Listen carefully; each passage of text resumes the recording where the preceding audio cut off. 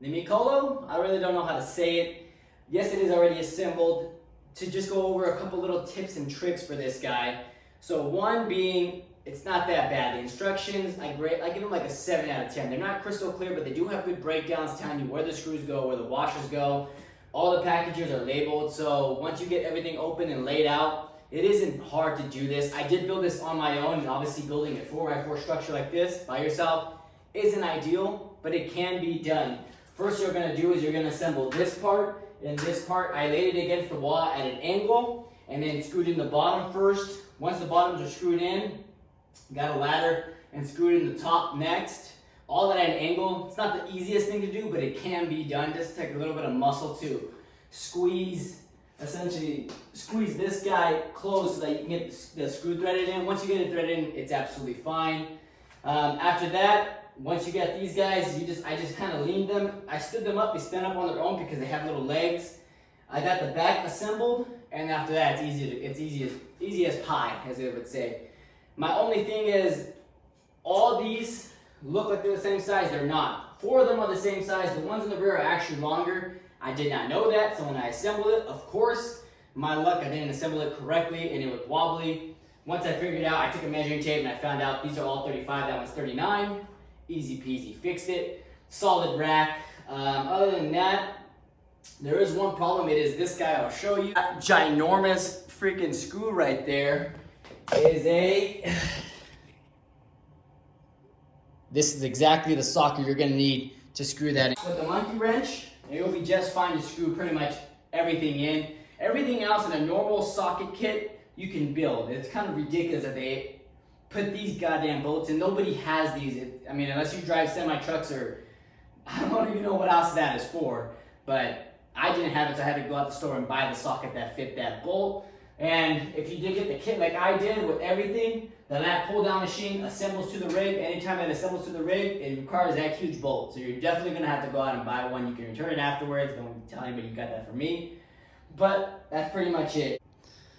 So after you build it, it's pretty easy. Like I said, this was the only problem right up there. And if you did get the kit like I did, you got 2 more here and 2 more up top. Other than that, it's pretty straightforward and easy.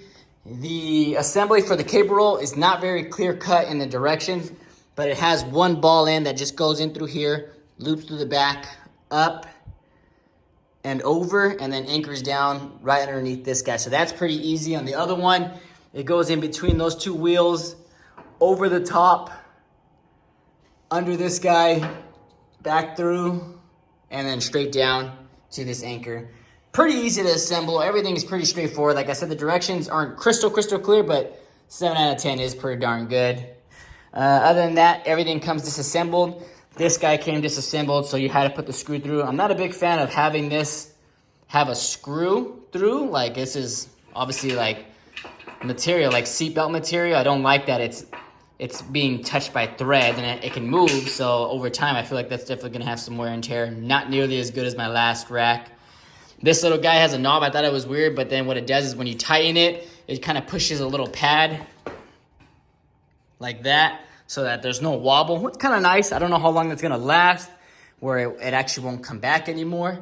It does come with a lat pull down and just a little row bar you can use for rows or bicep curls. The smoothness, not very smooth. Definitely has a lot of friction. I'm hoping that wears off over time. I did add some ballast oil because, you know, I love guns, so I always have ballast oil lying around to help with the grease. It didn't really do very much, and as far as smoothness, it didn't really do very much. Lever arms, something I was super excited for. They're really cool. You can use these a million different ways. Be warned, they are heavy as hell. Like, they are pretty damn heavy. Assembling them was super easy. All it was is this already comes assembled. All you do is put this on top, put 2 bolts in that they supply, and these little locking pins, and that's it. So you can adjust this up or down based on where you want it, or you can flip this thing on the other side. Not a big fan. Everything locking is this little guy here. Not very comfortable with this being my safety mechanism, especially on the safety rack, especially on this guy. So these racks here, the safety racks, are held together by this.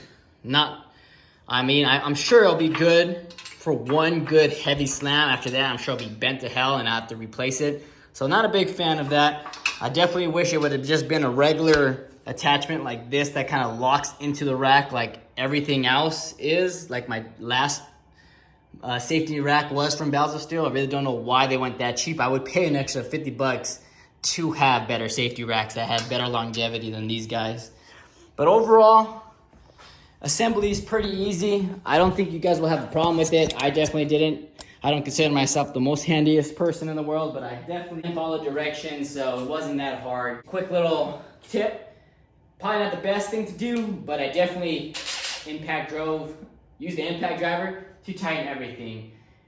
What it is it makes it significantly faster. The flaw is you can't really see how tight you're going, or if you're really not patient, you go really hard and you end up denting some of these, which some of them did kind of cave in a little bit too much.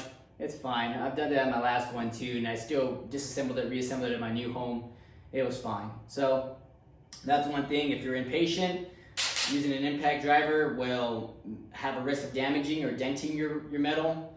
That's the only thing. Just be careful. You could also just go really slow and keep checking. Probably should have done that, but I don't got much time. As you can see, it's nighttime. My boys are asleep. I had to work out, and then I got to go to bed. So, like I said, if you have any comments, leave them in the description. I do read them all. I do reply to them all. And as always, have a great day, guys.